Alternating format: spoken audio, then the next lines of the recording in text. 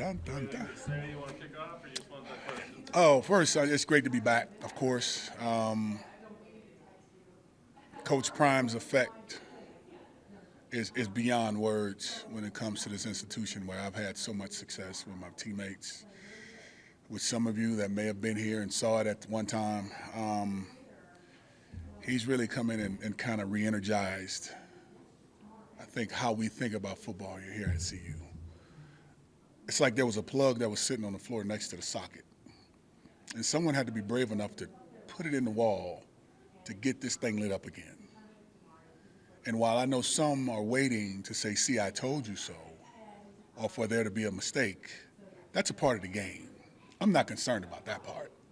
The part I love is this community is in the mix with loving the Buffs again. When you sell out a spring game, literally sell out a spring game. I got friends that went to school down in Atlanta where I live asking me, can they get a ticket to come to the game? And they ain't never come nowhere past the Mississippi River, okay? And to have that energy, because we all know, over the years, what was the most significant play we've seen in the month of September and the very beginning of the season? It's the Hail Mary pass, right? We have some conversations about the players prior to that, like the national championship team, but that was one play in particular that we can honestly say that we remember the most, which we had a national championship team that went to national championship 2 years in a row.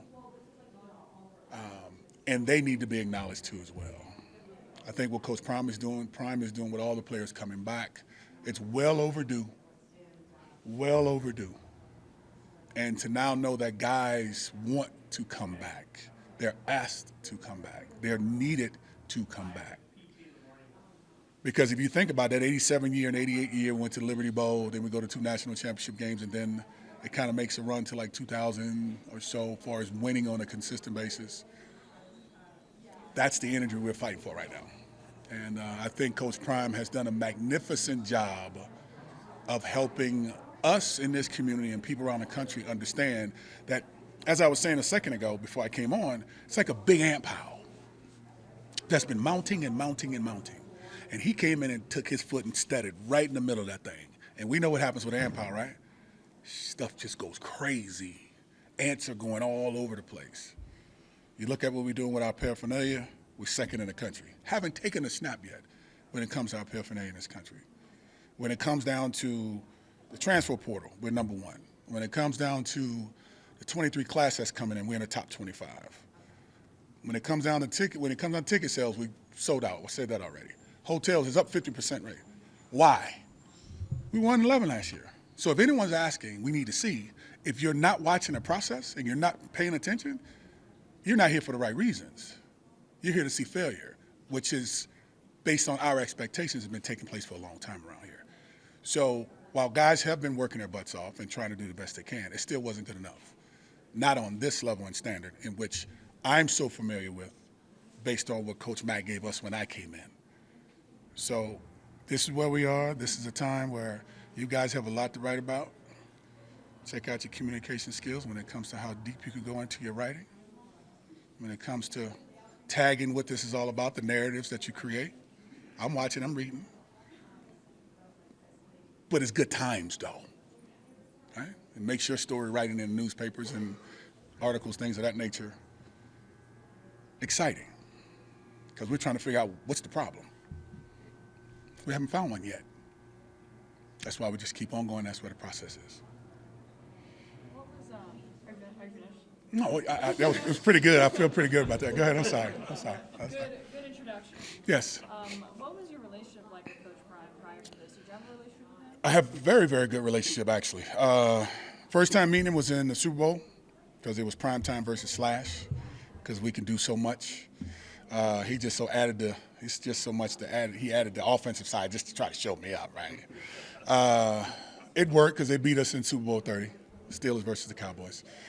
And then over time, we kind of stayed in, connection indirectly over time. And then we got to Baltimore together with the Ravens.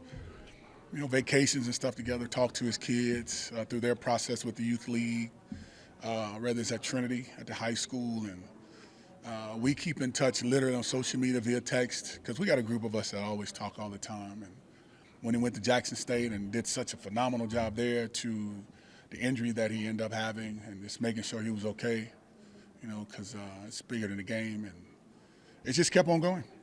And he got the phone call when the opportunity came here, which I didn't know why he was calling about that. I just heard Auburn and USF in the mix because I'm down in the southeast area. I'm like, why the heck is he calling me about Colorado? And I kind of gave him some inside stuff on what I thought we needed and needed to address, and he actually attacked it immediately. And here it is. He's asking me to come here today, and I've been here all week, but come here to be a part of it and see it, and give my 2 cents, and just be a part of it. So it's been pretty remarkable to say the least, to be honest with you. Coach Prime the way that you do, what is it that makes him so successful as a coach? His drive. I know sometimes when we bring coaches in here, and if you look at it overall, no disrespect him, it's not a bad thing, but this dude played it. He's done it. He's seen it. He's had the youth leagues. He's still with the Under Armour camps at the time in which he was getting these, and he always had the opportunity to identify talent. He was one of those talents that had to be identified, be a part of the NFL Network. So you look at all of the things that he's done overall, it's kind of hard to say what he doesn't know when it comes to talent, but just look at the body of work. 2 Super Bowls, World Series, two Super Trinity, the Youth League, just winning across the board. To then going to Jackson State, when having a chance, I think, conversations about Florida State, had to get his degree, obviously, and then he ended up going to Jackson State, to how he turned that program around, literally overnight. The buzz was tremendous. Kids started buying in. Before you know it, they won championship, going to the championship game every year, pretty much. His sons, Shador and Shiloh, were intricate parts of their success. Say blood is thicker than water, right? So it's like that lineage, that legacy of those 2 young men helped build that program. To then Rick George, who we all know probably was on the hot seat in his community. After he built all of this and did all this great stuff, he had to make some decisions, and the person came to mind was Prime. And I'm sure not too many thought he would come here thinking that this may not be his style based on what we know of him, which is he's outward with how he thinks and how he feels and what he wants to do and what he needs to get done in order for it to be successful for his vision. And I think we've all been, victims of that as we speak right now. Well, you know him. Did you think this, and you know Boulder, right? Did you think this was going to be his style? Well, I got to be honest with you. I'm like,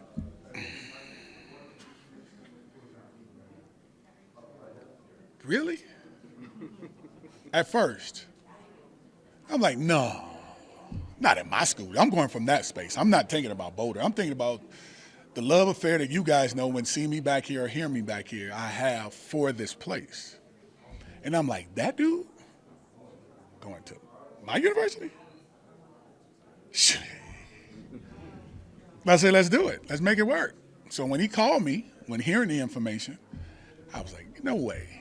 So then all of a sudden, I text him and say, you liked it? And the way we talked to each other, I was like, whoa. And before I could even really process it right, we ended up hearing that he accepted the opportunity, the job. And I was like, let's get ready to rumble, bro. What do you think of what he's done with the rosters? I mean, the good thing about that is they've been given the opportunity to work it, when it comes to the transfer portal. And it's not always just about the coaches, but it's also about the kids too. For those kids that jump in the portal to see something better for themselves, whether it's here or at any other institution, it benefits the kid from a comfort standpoint also. But then it gives the team a little leverage to maybe grab some kids that were maybe on the list to get, that finally became available, that may have gone to a USC or a Florida State or a Minnesota. They see those guys and they got a second chance at maybe bringing them in. So it kind of works great both ways. It's just the ebb and flows of what you're able to do as far as the consistency is concerned with kids and getting them in and getting them out. You just hope you can find the right fit. You know, that's the key, right? It's the fit. Even though the conversation may be great with the stars and, you know, the size, the measurables, it's the fit. And if you have a vision and an identity towards what it is you want to have or need, it's not hard to find those kids nowadays. Think about it. If we didn't have a transfer portal and we were going off of just what the kids we had and it wasn't working, and say we're lacking in numbers on the D-line, but we have more numbers at receiver, which we necessarily don't need because our top 4 or 5 are really, really, really good, but we need 1 or 2 D linemen, but we got 8 receivers, we can get rid of 2 maybe, right, and fill those voids with D linemen. So now you're creating a balance a little bit to help you have depth. One area is not struggling. And then you can kind of go out and compete against the best of the best, because in the Pac-12, it's a copycat league, right, in a sense. All conferences kind of look the same when it comes to their top-tier teams. So you look at USC, you look at UCLA, you look at Oregon. They're almost in Washington. They kind of look a little similar. Quarterback may be a little bit better over here. You might have a better receiver over there. Look at the SEC. Alabama becomes a top tier, but then you start seeing LSU. Then you might see a little bit of Auburn, Georgia. Now they look like the Alabamas, right? So it becomes a copycat league within those conferences. And if you can find through the portal those kids that you need based on what your roster says you need, you have nothing to lose and everything to gain. So I think it's a great thing. I come from the world of when you make that commitment, that's it. But for some of these kids who fall under that opportunity, it benefits them, but it also benefits the team. So it works hand in hand. Hearing the pride and reverence with which you speak about this place in your voice right now, what was it like watching this team over the last 20 years or so? Same energy. Nothing changed. It was just you wanting to see more.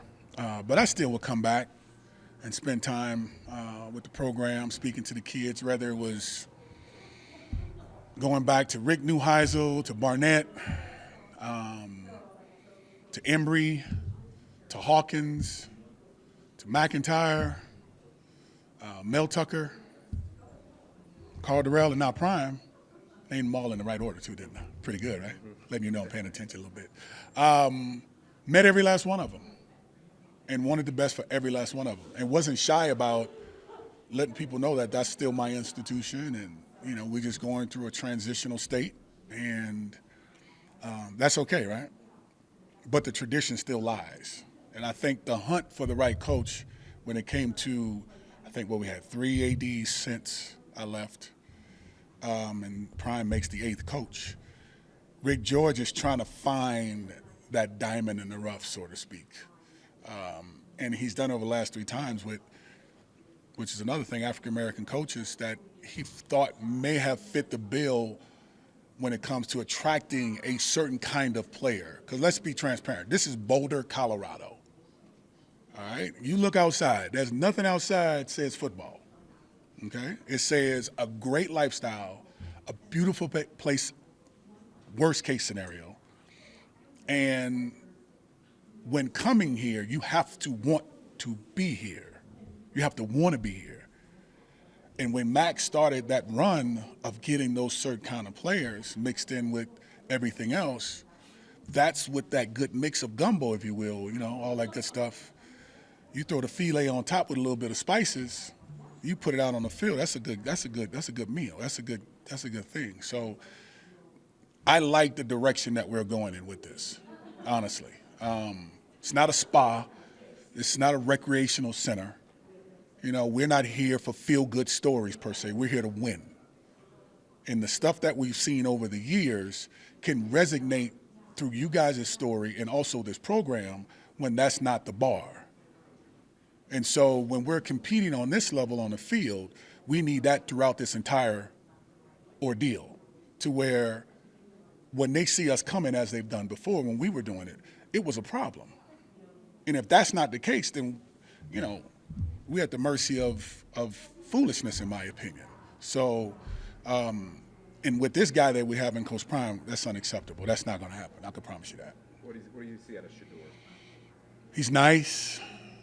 He's really nice. This was my first time having a chance to see him live today in practice. He's really, really nice. He throws the ball on time. He puts it in areas where the guys can catch it. And when I say that, even if the DB hasn't covered, he finds that window, back shoulder throw, whatever, high or low or up high, to put it in there. And it's how can I say? It's refreshing to see it when not being able to see it over some time on a consistent basis in the practice. People would ask, do you think he can make it in the Pac-12? My question to those folk that ask that question, tell me about the Pac-12. When we talk about the top tier, we may have a Heisman Trophy winner, Doak Award winner, so on and so forth, which we know with USC, they got that last year. Tell me about the bottom tier. Worst case scenario, he's going to be better than that bottom tier. We get caught up into locations, HBCU, Division I AA. The question is, what are his numbers like? If you're good, you're going to play good regardless. Football is football at the end of the day. We get caught up into the powers that be in a sense of those areas. But you give me the bottom tier for the sake of conversation of the Pac-12. I'll let you guys answer that question. So if you're steadily going to championships every year, you're MVP within those conferences, and you're playing for the national championship every year you're starting, and your numbers are good numbers. Now, per capita, is the talent consistent across the board? Are they in the Pac-12? Are they in the SEC, ACC? Big Ten? It's just a matter of these guys coming together as quick as they can with all the movements that we have, transfer portal, so on and so forth, to try to find this a whole bunch of body parts moving, but still one team mentality. Once they can get to that space, I think we're going to be competing with the best of them. Also going to be plenty of your former teammates, other people from the night. Yeah, those old guys are coming in town, man. How exciting is that for you to see and just I want to race everybody. I want to see who's, I still want to compete. You know, I want to see if I can beat somebody. You know, I'm getting a little cracking a little bit myself. But, no, it's going to be great, man. The guys that I knew or knew of when I came in, from that 88 Liberty Bowl to the 2 consecutive national championship teams, to some of those guys playing a couple of years once I got here with me, it's going to be great to see them, man. Just talked to a group of guys, a whole bunch of guys coming from the 70s and that was out on the field today. That is long overdue, you know. And to see that it is happening this way, that positive energy, it matters, you know. And so for me, I'm really excited, to say the least. And to know that this thing is going to be packed for a spring game, and knowing that the regular season is packed, is sold out. Come on, man. And I think these kids need to see that, though. You know, when they've never had a chance to feel what greatness is, and they hear that conversation and feel it, to then be able to go home and do some homework if they hadn't done any. Because it's a different it's a different climate right now for the kids that's playing ball nowadays. You know, it's more microwavable, if you will, in a sense. Because why? I can find you on social media. Coach Mack, Coach Simmons, they couldn't find me on social. They had to come and knock on the door. I had to ask them for some film, and you know, so to be found and get here and win the way we did, the life's a little bit easier for these kids. But to hear this energy and to feel it, and have someone like Coach Prime around, that's that same old school mentality. It's going to be really good. Matt Rule made some comments at Nebraska. Say it again? Matt Rule from Nebraska made some comments, their new head coach, about how he was looking forward to coaching his guys. Kind of maybe throwing some shade over here at just how many new pieces are here. Are you maybe looking forward to a re-energized rivalry then? He ain't playing. He ain't taking a single snap. You know, so he's irrelevant when it comes to what that's going to be about between the white lines. So, you know, a little dry if that's what he said. So you got to get a little more. What did that rivalry mean to Oh, it was one of the greatest rivalries in all of football. I mean, you look at the Florida States, the Floridas, obviously the Nebraskas, Colorados, and what else is out there? Yeah, the state of Alabama rival, yep. Auburn, Alabama, LSU and who? Them too. I mean, it's kind of hard to talk about a bunch of rivalries because to the level in which ours was, that determined who would win the national championship in some cases. So, it's the bragging rights with Auburn and Alabama in the state of Georgia. Right? What is the Iron Bowl? I think it is, something like that. So it becomes, and of course the Stanford-Cal game I think still exists when it comes to the Pac-12 because of how crazy that game ended with the band running on the field. That was kind of crazy. But it's great to have this rivalry come back here. And if the coaches are saying certain things, that's cool too, because the game still has to be played. So I'll probably be here to see that. Probably be here. College football's changed a lot since your time. You Yeah. touched on the transfer portal a little bit, NIL opportunities. Just Yeah. what are your general thoughts on all these kind of recent changes to the game? You're talking about far as schemes and things like that with the just portal? for the players, the opportunities to have the transfer. Yeah, portal. and the NIL and all that stuff. Yeah, it's that's why you work so hard in the time in which you're playing for things like this to transpire. It's a revolving door. Something's gonna happen eventually. The O'Bannon brothers, if you go back to basketball at UCLA and what they were fighting for, if you think about that, in my mind, that was the beginning stage as far as using their name and likenesses on the video games and so on and so forth, to where, they wanted to be compensated. To where now, instead of having an issue, it's great that I think guys can get paid now. If you're giving a boatload of money to institutions, but these kids only get stipend checks for a certain amount of money based on what the community says that they can afford to have, because they got to pay their rent and so forth. They're living off campus. Even to just having money in their pockets. These were some of the indirect things that we may have spoken about back then. But we made it work because we worked during the summer times and we stayed here and things like that. And we just lived together and made it work. But now that you see it happening, transfer portal, it's great for the game, man. It gives these kids opportunities to really enjoy it and not feel so controlled, I'll use that word, so controlled with how they live their lives. Because they leave home in certain situations and circumstances, good, bad, or indifferent, to come here to be in school away from where you live and come from, to get paid to do the game. Especially they got the kids getting the NILs in high school. You kidding me? I'm jealous. All right, we need to let Kordell get going. All right. Appreciate it. Thank y'all, guys. Thank y'all.